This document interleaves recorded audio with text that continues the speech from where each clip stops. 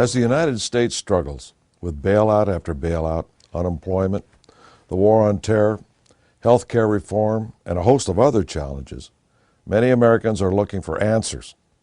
A significant portion believes that government can fix these issues, but there's an inherent problem with that approach. The more power the government accumulates, the less it is accountable to the people it is supposed to serve. And as Lord Acton put it so clearly, power tends to corrupt, and absolute power corrupts absolutely. The problems our nation faces didn't happen overnight. They've been building for decades. That is why Americans need to step back and look at what's happened in the past and compare those patterns with what is happening now. As Americans, we need to understand what will happen to our freedom as long as we allow the federal government to centralize more power. Without exception, nations that allowed for that accumulation of power simultaneously accelerated down the path towards totalitarianism. The more power their political leadership accumulated, the more they celebrated their own greatness. The statues or the temples became grander. The heads on the posters got bigger. The leaders' supporters became more militant. The cult of personality had arrived. It has never mattered whether the titles were or are Generalissimo, El Duce, the Fuhrer, Dear Leader, President for Life, or Supreme Leader. They all refer to the same Messiah complex these tyrants inevitably developed. The political leader or the chosen one would save the people from themselves. Their methods were largely the same, differing only in style and label. There is no better textbook example of what havoc a leader with a Messiah complex can cause than in looking at the rise of Nazi Germany and the ascendancy of Adolf Hitler. Due to the conditions in Germany after World War I, the people were prepared for change. Along came an obscure politician named Adolf Hitler who promised the Germans change. He offered hope. He was a captivating and skilled orator. Once Hitler was installed as chancellor, in order for him and his supporters to centralize power, a critical event was staged. The Reichstag was burned. That was the equivalent of our Congress being torched. Certain segments of the population were blamed for it. Those blamed were labeled terrorists. These so-called terrorists were actually Hitler's opposition. They were rounded up and dealt with swiftly.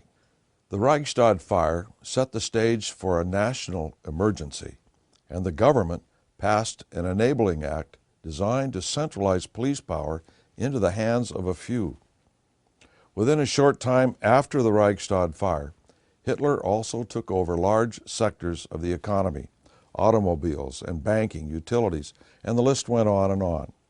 And German troops were forced to pledge to follow Hitler rather than the constitution of the German Reich. A group called the Hitler Youth were organized. Some Germans derisively referred to them as Homo Youth because of the homosexuality so prevalent in their leadership. Many of these youth embraced that same lifestyle. Germans were then forced to volunteer for Hitler's public programs. Commemorative stamps of German volunteers for Hitler's public programs were issued. Hitler's brown shirts were put into place as a civilian security force. Hitler's youth filled the role as well. Not long after that came the Gestapo and the SS. With them, the death camps. Why does this matter to us?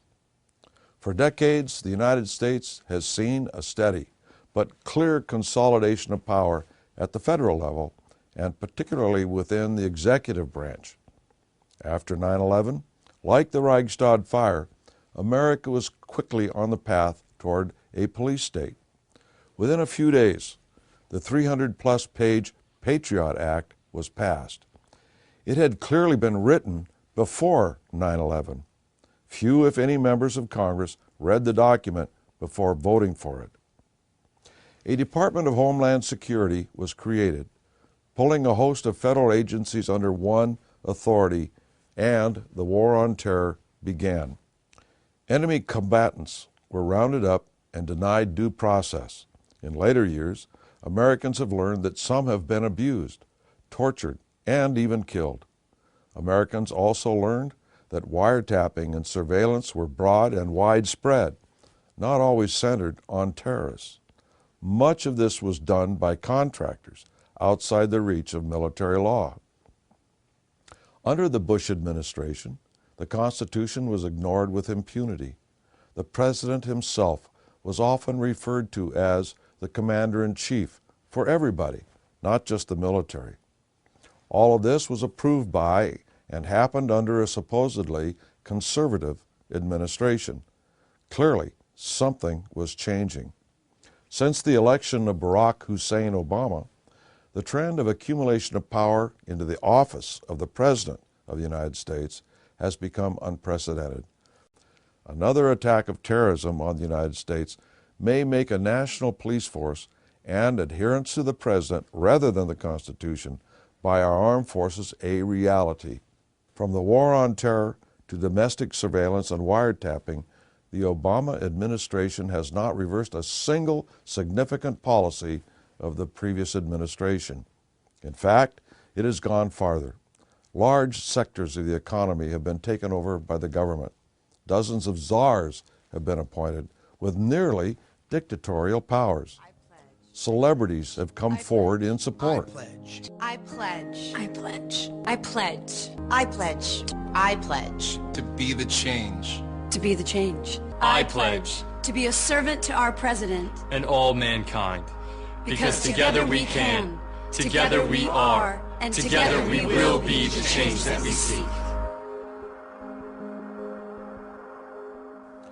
Note that these Hollywood personalities are saying, I pledge to be a servant to the President and to all mankind.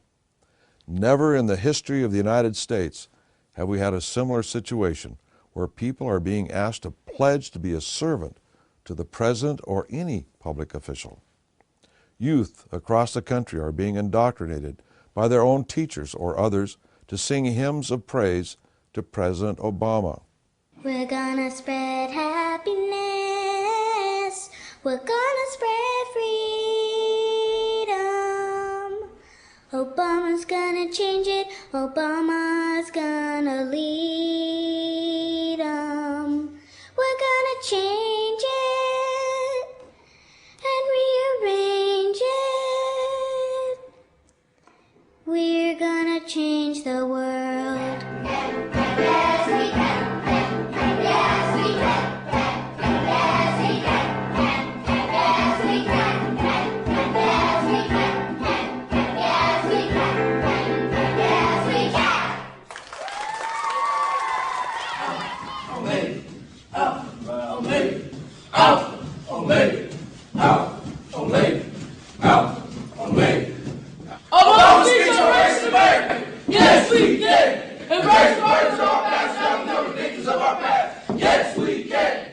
The chant Alpha Omega by these young men in camouflage pants and boots refers to the book of Revelation and the messianic idea of Obama being the beginning and the end. I myself have witnessed a small child at one of our major airline hubs chanting over and over again, Obama speaks, before an adoring mother. The child had obviously been indoctrinated either by his mother or his school. A recent edition of the New American magazine showed a book that has been published to indoctrinate school children with the idea that Obama is God's messenger. It is all reminiscent of a classroom in Germany in the 1930s.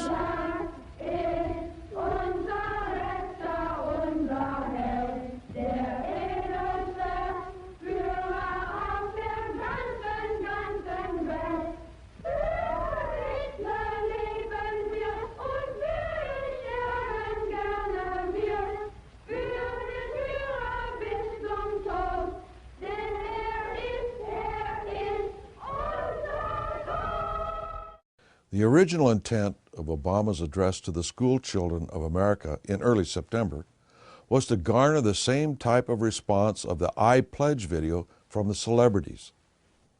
Once the speech was announced and the lesson plans revealed, what ensued was an outcry that caused the White House to tone down the speech into glittering generalities about studying and doing their homework.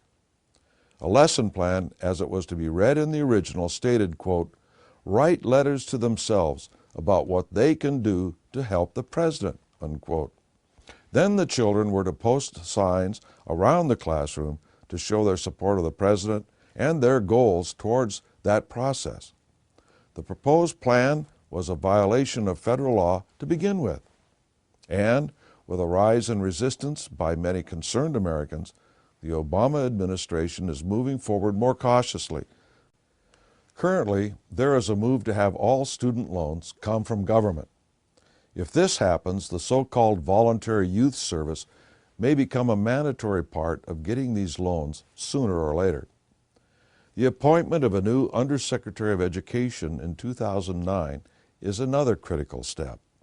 As one of Obama's new czars, Kevin Jennings, is in charge of the Safe Schools program to stop bullying on the school grounds and to stop drug use. He is a long-time activist in the homosexual movement. He wrote the foreword to the book, Queering Elementary Education, and has long been active in school programs to not only get children to accept homosexuality, but to celebrate it. He has admitted that the use of promoting safety in the schools is a political device to promote homosexuality. And Jennings has enabled hundreds of schools to institute annual pro-homosexual programming as the founder and executive director of the Gay, Lesbian, and Straight Education Network. Hitler had his homosexual youth leaders.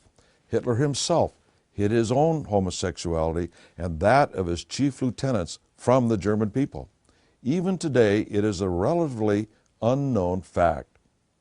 We see in Jennings the standard tactic of the homosexual agenda: go where the children are and recruit, not only into the homosexual lifestyle, but to organize them as well into workers for the state. Jennings is not simply for the tolerance of the homosexual lifestyle. He wants to suppress the religious right in the process, saying that they can drop dead. Those are the mildest of the words he has used. Tolerance to these people is a one-way street, for they have zero tolerance of moral people. Once they have organized these youth, they have always turned them loose on moral people and opponents of the state. Appointments by czars and other high officials by Obama have included open communists, militant socialists, as well as many tax cheats. Anita Dunn, the communications director for the White House, recently made the following remarks. Regarding the Obama election campaign, she stated, "Increasingly, by the general election, very rarely did we communicate through the press anything that we didn't absolutely control." I'm sure this remains policy today. President Obama has appointed Mr. Cass Sunstein as the Czar of the Office of Information and Regulatory Affairs. As a Harvard law professor, Mr. Sunstein actually advocated in a paper he wrote that the government send agents into organizations that believe a conspiracy exists within the government, thereby neutralizing those organizations. What right has the government got to affect the opinions of the American people? If such a thing were to happen, it would be a direct attack on the First Amendment of free speech. Does the Constitution or the American people give the right to the president to take over the banks through massive amounts of public funds? Does the president have the right to change the CEOs of automobile companies or financial institutions? Where does the Constitution give the right to the president to broker financial institutions to be absorbed into other companies such as Morgan Chase? What we are seeing is the process of merging economic systems as outlined in a conversation between Norman Dodd of the Reese Committee and H. Rowan Gaither of the Ford Foundation. I said, "Yes, Mr. Gaither, I'd like very much to know." Whereupon he made this statement to me, namely, "Mr. Dodd, we here operate on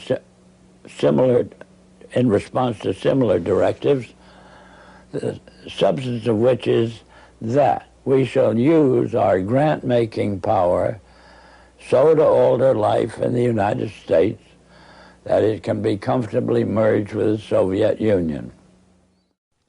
While the Reese Committee may be history, a recent admission surfaced showing that the process continues in an agreement signed by Bush and Putin and continued by Obama.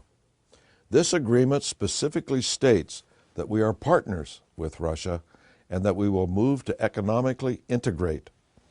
Two countries cannot economically integrate unless the government controls the banking system. This has begun with the so-called bank bailouts. The passage of the so-called health care bill has international ramifications. Two or more countries cannot merge if one has a free enterprise medical system while the others have a socialist system. One has to give way to the other. It is all part of preparing our country to be merged into an international system.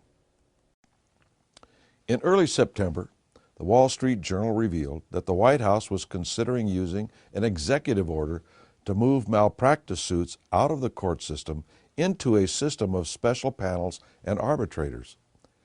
If he has the power to do that and get away with it, why even bother with a Congress? Soviet dictator Vladimir Lenin once said, quote, "Socialized medicine is the keystone to the arch of the socialist state," unquote. Why then did the Obama administration push so hard for socialized health care?